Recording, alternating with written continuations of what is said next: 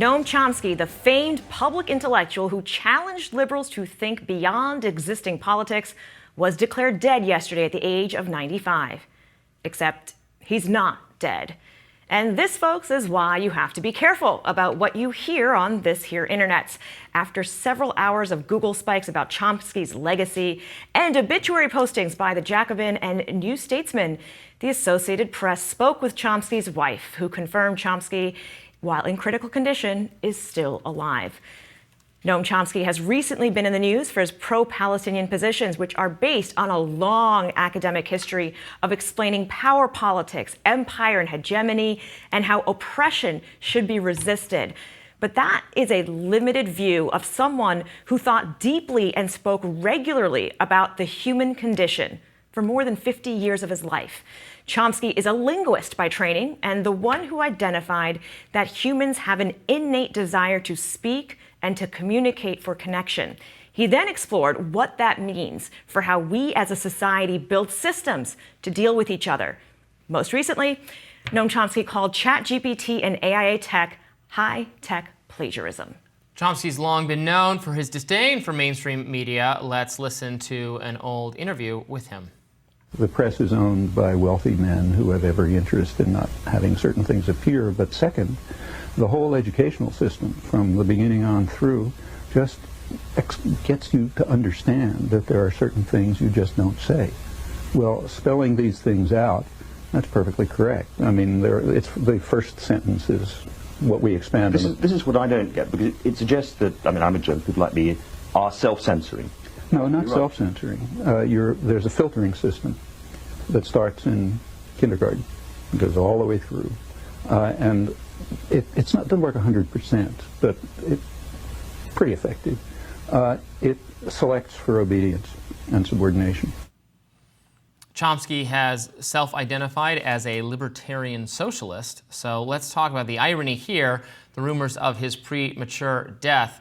Ironic, I think, because he's someone who has inveighed against the media for being, has called them propaganda, etc. And it's like, this is a great example of the media. I mean, maybe not getting it wrong for propaganda or or bad motivations, but the media, like a lot of different outlets, covered his death. He is not dead. He is alive. Got that really fundamentally wrong, including sympathetic organizations like Jacobin, which is a socialist publication, and jumped the gun on that one. Well, I think that's some of what is interesting, that he talks about the idea of language and how even as a young child, you get the framing and you start to insert things into that frame. So the Jacobin's like, oh my God, this great hero of our socialist libertarian cause is dead. We need to be the first ones out there. And the Associated Press, which is literally as mainstream as you can get, these are the facts. We are the Record, called the wife to find out and confirmed before they printed something. So all of these obituaries then turned into commemorations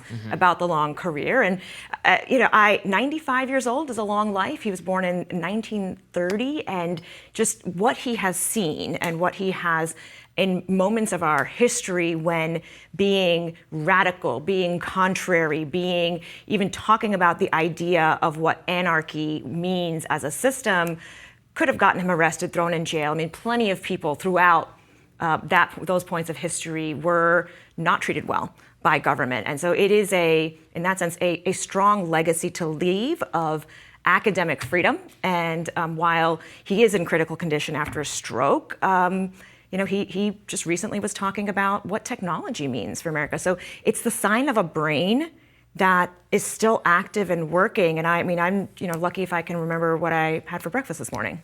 Yeah, I don't agree with him on a lot of things, but I appreciate some of his views are, softly or left-leaning libertarian views, robust defense of free speech and academic freedom and civil liberties. I've never interacted with him, although I know students at the University of Arizona, that he was very accessible to them. Even at his very advanced age, he was one reason he's become so influential and well-known and popular as an academic is that he does make himself very available to, despite being critical of the media, to media interviews, to reporters. It's very easy to, anyone can email him and get answers to questions. He's just incredibly easily accessible, and that's always appreciated.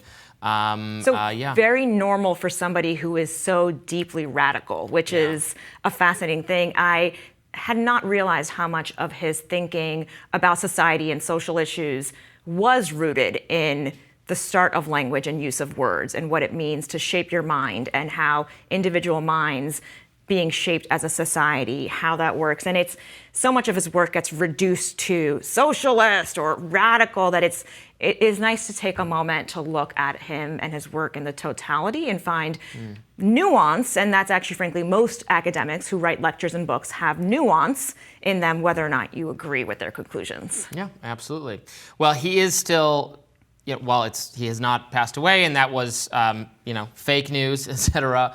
He is very advanced age and in critical health, so obviously we wish him the best, but it is someone who's coming to the end of his life, so that news will probably be forthcoming, but he leaves behind a staggering legacy of his contributions to the field of linguistics, in addition to psychology and philosophy and all those things. Well, I guess he got a spike in some book sales and Google searches, towards the end of his life. So wish him the best. The way this works in the media is when famous people are getting older, every media organization has their obituary already written and ready to just hit publish the second it's confirmation. But the discussion on social media yesterday was wild, of people everyone sharing those obituaries, and then people going, wait a minute, who has confirmed this? It was like a game of telephone. Well, I heard it from that person. That person's I heard it from them. I heard it from them. But there was no motivating incident. Yeah, we'll have to find the lab leak theory of Noam Chomsky's death. The theory of Noam Chomsky's death. He's hanging out in Wuhan. Also known as just call the wife. Yeah, she was the one who eventually said that no, he is still alive. We'll have more Rising right after this.